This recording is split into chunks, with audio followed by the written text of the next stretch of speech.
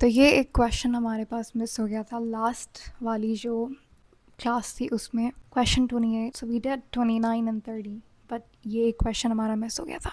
Anyways इसको भी देख लेते हैं। It's a very good interesting question. इसमें वो कहता है कि मिनिमम वेलोसिटी कितनी होगी। तो ये वैसे तो आप याद कर सकते हो डायरेक्टली, लेकिन इसके पीछे जो रीज़न है, जो कॉन्सेप्ट है, उसको समझ लेता है। सी वो कहता है कि आपके पास कितनी मिनिमम वेलोसिटी रिक्वायर्ड होगी इस एक सैटेलाइट को ऑर्बिट में लाने के लिए। ठीक है, तो जब एक सैटेलाइट को लॉन्च करते हो आप अर्थ के अराउंड स्टेबल ऑर्बिट में, वही चीज़ उसने पूछी है कि एक सैटेलाइट को ऑर्बिट में लाने के लिए मिनिमम कितनी वेलोसिटी आपने देनी होगी, सर्कुलर वेलोसिटी देनी होगी। ठीक है, तो कॉन्सेप्ट ये है कि जब आप सैटेलाइट को लॉन्च करेंगे तो ग्रेविटी उसको खींच रही होगी। और यहाँ पे शायद मैंने कभी मेंशन किया था पहले किसी क्वेश्चन में, हमने बात की थी कि सेंट्रीपिटल एक्सेलरेशन जो है, ठीक है, जिसका फार्मूला क्या रहता है, v²/r। सेंट्रीपिटल एक्सेलरेशन कोई और फोर्स प्रोवाइड करती है। जैसे अगर सर्कुलर पाथ पे टू व्हीलर चल रहा है, ठीक है, तो वहाँ पे जो फ्रिक्शन होगी वो एज सेंट्रीपिटल फोर्स एक्ट कर रही होगी। इसी तरीके से आपके पास इलेक्ट्रॉन रिवॉल्व कर रहा है न्यूक्लियस के अराउंड, तो वहाँ पे जो कूलम्बिक फोर्स है वो सेंट्रीपिटल फोर्स की तरह एक्ट कर रही है। उसी तरीके से जब आप इस सैटेलाइट को ऑर्बिट में लॉन्च करें, ऑर्बिट में घुमाना चाहेंगे, तो यहाँ पे आपके पास जो ग्रेविटेशनल फोर्स है वो सेंट्रीपिटल फोर्स की तरह काम करेगी। ठीक है, तो अब यहाँ पे हमें क्या करना है, सेंट्रीपिटल फोर्स प्रोवाइड करती है सेंट्रीपिटल एक्सेलरेशन, जिसका फार्मूला हम लोग यहाँ पे लिखने वाले हैं। क्या होता है, जिसका फार्मूला mv²/r। और सेंट्रीपिटल एक्सेलरेशन कौन प्रोवाइड कर रहा है, ग्रेविटेशनल फोर्स। अब ग्रेविटेशनल फोर्स से हमें क्या मिलती है, gravitational acceleration. Gravitational acceleration on the surface of earth का फार्मूला होता है g। तो ग्रेविटेशनल एक्सेलरेशन का फार्मूला क्या होता है, gme/r²।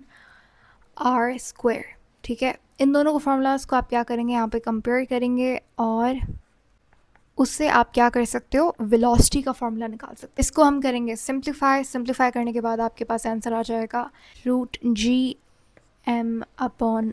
ये m क्या है, ये कैपिटल M आपके पास मास ऑफ अर्थ है, और ये जो कैपिटल G है ये ग्रेविटेशनल कांस्टेंट है। ठीक है, ये फार्मूला होता है जिससे आप मिनिमम वेलोसिटी निकाल सकते हो कि एक सैटेलाइट को ऑर्बिट में लॉन्च करने के लिए आपको कितनी वेलोसिटी रिक्वायर्ड होती है। ठीक है, अच्छा, इसके अलावा अगर एक सैटेलाइट अर्थ के सरफेस के पास है, तो उस केस में आपके पास वेलोसिटी का फार्मूला क्या हो जाएगा, gr।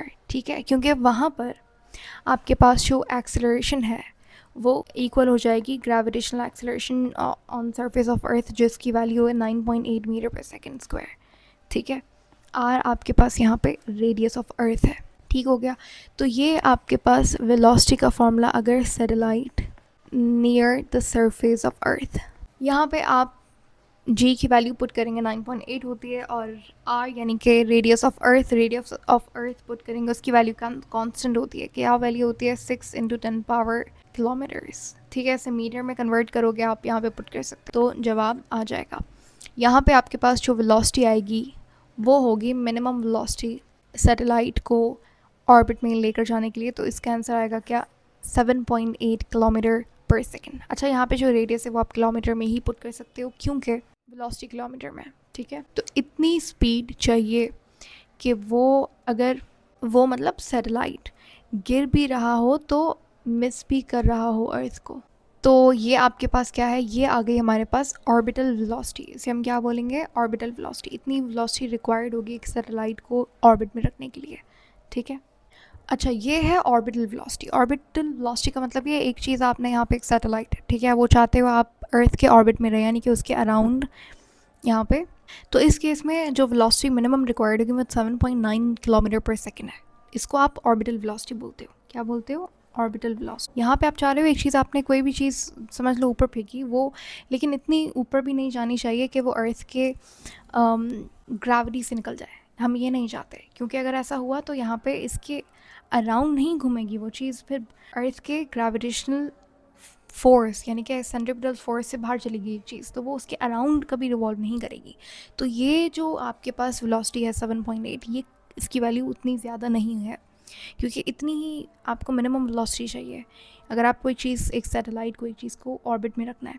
एक होती है एस्केप वेलोसिटी। एक एस्केप वेलोसिटी क्या होती है, जब आपको एक चीज़ को पूरी ग्रेविटी से निकालना है, तो वो escape velocity होती है, उसकी वैल्यू और भी ज़्यादा होती है। ज़ाहिर है अब आप चाह रहे हो कि ये चीज़ और भी अर्थ से बिल्कुल दूर चली जाए, ठीक है, तो इस केस में वेलोसिटी की वैल्यू भी ज़्यादा होगी, इसको आप escape velocity कहते हो और इसकी वैल्यू होती है 11.2 किलोमीटर पर सेकेंड, ठीक है। किलोमीटर पर मीटर नहीं है, ये सेकेंड है, दोनों वैल्यूज़ किसमें है, सेकेंड में। ये भी एक इंपॉर्टेंट वैल्यू है और ये डायरेक्टली भी पूछ लेता है। तो escape velocity mass of object पे डिपेंड करती है, ये आपने याद रखना है, जबकि जो ऑर्बिटल वेलोसिटी है वो मास पे डिपेंड नहीं करती। क्वेश्चन नंबर 30 हमारे पास, which electromagnetic wave are used as a medium in satellite communication system. तो सैटेलाइट कम्युनिकेशन जो कि आपके पास अर्थ के सरफेस के बाहर एक चीज़ है, वहाँ से सिग्नल आना है ज़मीन पे, अर्थ पे, तो कौन सी EM वेव्स आप इस्तेमाल करेंगे। क्योंकि आपके पास सैटेलाइट स्पेस में है तो हमें ऐसी इलेक्ट्रोमैग्नेटिक वेव्स का इस्तेमाल करना होगा जो क्लाउड को, लाइटनिंग को, रेन को, इन सारे बैरियर्स को क्रॉस करके अर्थ पे आ सके सक्सेसफुल। अगर आप बात करो रेडियो वेव्स की तो उसमें मसला ये कि वो रिफ्लेक्ट हो जाती हैं, आपके एटमॉस्फेयर में आयंस प्रेजेंट होते हैं, रेडियो वेव्स रिफ्लेक्ट हो जाती हैं, तो वो मसला हो जाएगा कम्युनिकेशन के लिए, आप रेडियो वेव्स नहीं इस्तेमाल। इंफ्रारेड और UV दोनों का ये मसला है कि वो एटमॉस्फेयर में एब्जॉर्ब हो जाती हैं, और UV का भी हमने यहाँ पे साथ में लिख दिया। तो माइक्रोवेव्स हमारे पास सही जवाब है। माइक्रोवेव्स का सैटेलाइट कम्युनिकेशन में होता है क्योंकि ये स्ट्रेट ट्रैवल करती हैं, लॉन्ग डिस्टेंस ट्रैवल करती हैं, और ये रिफ्लेक्ट नहीं होती हैं, एब्जॉर्ब नहीं होती, ये क्लाउड्स वगैरह से इजीली पास भी हो सकती हैं, इसलिए आप सैटेलाइट कम्युनिकेशन में माइक्रोवेव्स का यूज़ करते हैं। क्वेश्चन 32 है, minimum satellites, number of communication satellites required to cover the whole earth is. So earth के अराउंड एक सैटेलाइट पूरा कवर नहीं कर सकता डेफिनेटली, ठीक है। तो आप 3 सैटेलाइट्स लेते हैं मिनिमम जो कम्युनिकेशन सैटेलाइट्स होती हैं जो अर्थ को कवर कर सकें वो 3 होंगी, ठीक है। उनको आप 120 डिग्रीज़ के एंगल पे रखेंगे तो इससे आपको फुल कवरेज मिलेगा, अर्थ पूरा कवर हो जाएगा, ठीक है। 3 मिनिमम सैटेलाइट्स होंगी। उसके बाद है क्वेश्चन 33 के क्रिटिकल स्पीड क्या होगी एक आर्टिफिशियल सैटेलाइट की। देखो कोई भी चीज़ जो अर्थ के अराउंड रिवॉल्व करती है, अर्थ के ऑर्बिट में है, तो वो सैटेलाइट है। कुछ नेचुरल सैटेलाइट होती है, कुछ आर्टिफिशियल जो हमने बनाई नेचुरल, जो कि नेचुरली प्रेजेंट है। अगर आप बात करो मून की तो वो एक नेचुरल सैटेलाइट है क्योंकि वो अर्थ के अराउंड घूम रही है, अर्थ के ऑर्बिट में है। तो आर्टिफिशियल सैटेलाइट का क्रिटिकल स्पीड क्या होगा। क्रिटिकल स्पीड का मतलब होता है मिनिमम स्पीड जो सैटेलाइट को ऑर्बिट में रख सके। ये वही स्पीड है जो अभी हम ऊपर पढ़कर आए हैं, मिनिमम स्पीड। कैसे निकालेंगे, फॉर्मूला क्या है वो सब हमने देखा था, Gm/r या फिर G/r, ठीक है। तो ये फॉर्मूला होता है किसका, वेलोसिटी का, मिनिमम वेलोसिटी या क्रिटिकल वेलोसिटी आप उसे कह सकते हो, जो कि जिसकी वैल्यू क्या होती है 9.7 होती है, 9.7 किलोमीटर पर सेकेंड।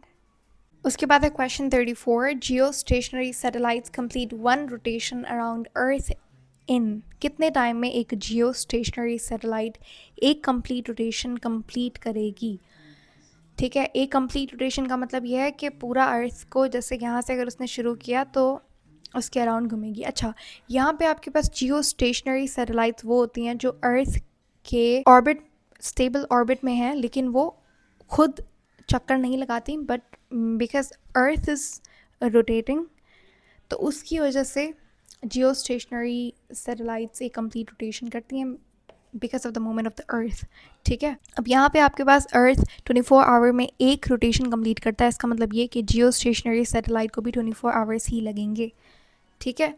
तो सैटेलाइट की भी सेम ही स्पीड होगी, उसी स्पीड से वो घूमेगी। क्वेश्चन 35 में पूछा है, in case planets the necessary acceleration is provided by. तो प्लैनेट जो है वो आपको पता है सर्कुलर मोशन में होते हैं, वो अपने एक्सिस ऑफ रोटेशन के अराउंड भी क्या कर रहे होते हैं, रिवॉल्व कर रहे होते हैं, घूम रहे होते हैं। अब उसके लिए उनके पास सेंट्रीपिटल एक्सेलरेशन कौन प्रोवाइड करता है।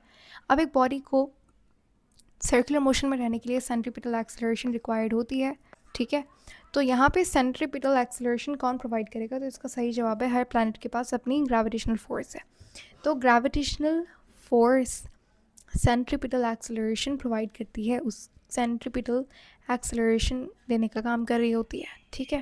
उसके बाद क्वेश्चन 36 है कि एक फ्री फॉल बॉडी है, तो फ्री फॉल मोशन या फ्री फॉल बॉडी में एक्सेलरेशन किसके इक्वल होगी?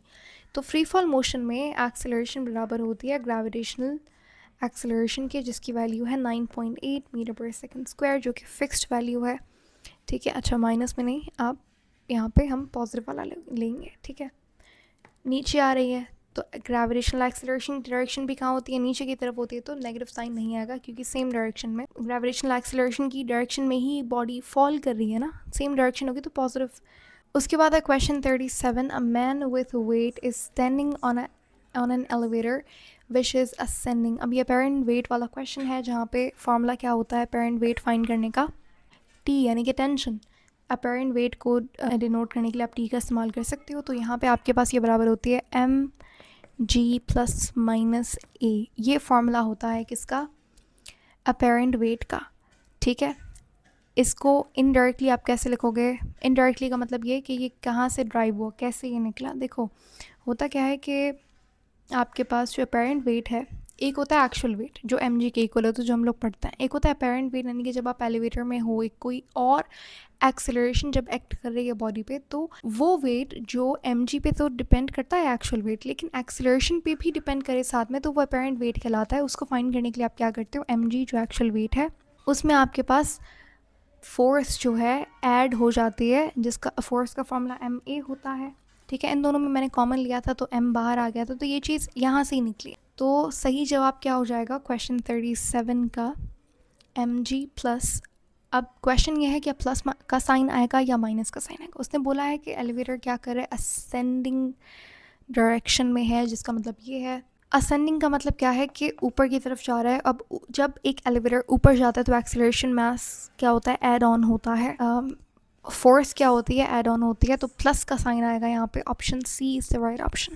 क्वेश्चन 38 में पूछा है, if a body of mass 10 kilograms is allowed to fall freely, its weight becomes।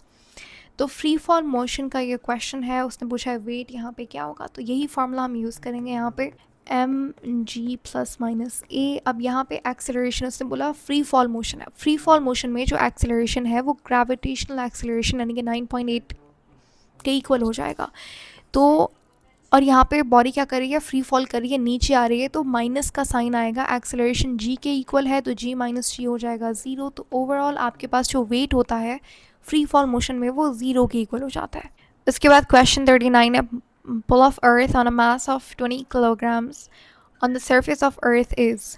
तो मास आपको गिवन है 20 किलोग्राम्स, तो उसने पूछा है कि आपके पास यहाँ पे pull of earth on mass, pull of earth का मतलब है वेट क्या होगा, और सरफेस ऑफ अर्थ पे पूछा है, यानी कि हमें एक्चुअल वेट फाइंड करना है। तो एक्चुअल वेट फाइंड करने का फॉर्मूला हमें पता है, एम जी के इक्वल होता है। ठीक है, क्योंकि देखो सरफेस ऑफ अर्थ पे एक्चुअल वेट है, अदरवाइज जब उसने मेंशन नहीं किया तो आप अपेरेंट वेट लोगे, जैसा क्वेश्चन 38 में था, तो हमने अपेरेंट वेट के फॉर्मूला से निकाला।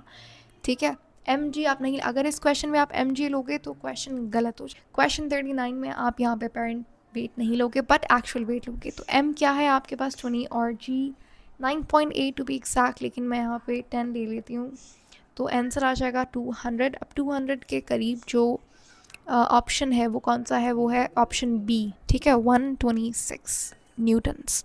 ठीक है, न्यूटन क्यों? क्योंकि वेट आपके पास एक फोर्स है।